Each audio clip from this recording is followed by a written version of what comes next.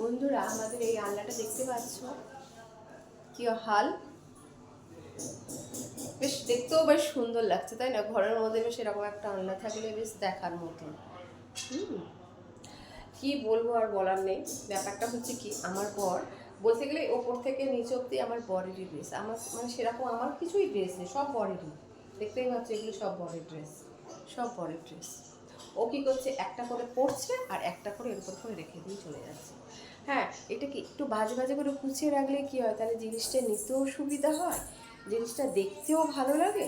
আর তাহলে কি একটা জিনিস পাঠতে গেলে আর 10টা জিনিস আর পড়ে যায় না। তো কথা শুনবেই না, কুড়ে মানুষ সারাক্ষণ শুধু টিভি মানে সরি টিভিও তো দেখে, সারাক্ষণ ওই মোবাইল নিয়ে ব্যস্ত থাকে, তাই না? তাই আমি এখন ওকে দিয়ে যে গোছাবো, ও তো যা নয় তাই করে গোছাবে, ওকে দিয়ে গোছানো যাবে না।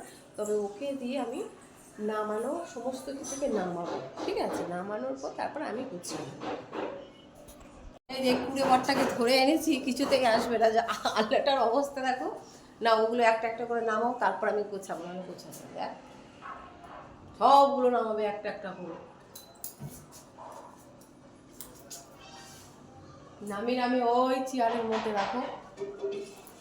সবসময় কুড়েমি করা একদম চলবে না। এত কুড়ে মানুষ লোক কোনো জায়গায় দেখতে পাওয়া যায়?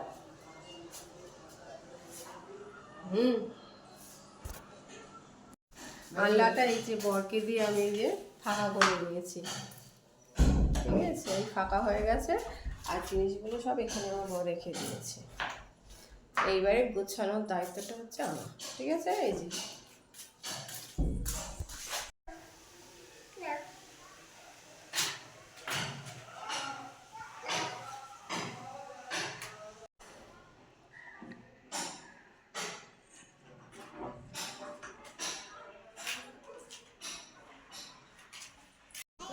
এই যে আল্লাটা যা পরিস্থিতি ছিল, এবার এটাকে আস্তে আস্তে করে একটু গুছিয়ে নিয়েছে। গোছাতে গোছাতে পুরো দেখো সন্ধ্যা হয়ে গেছে। এই হচ্ছে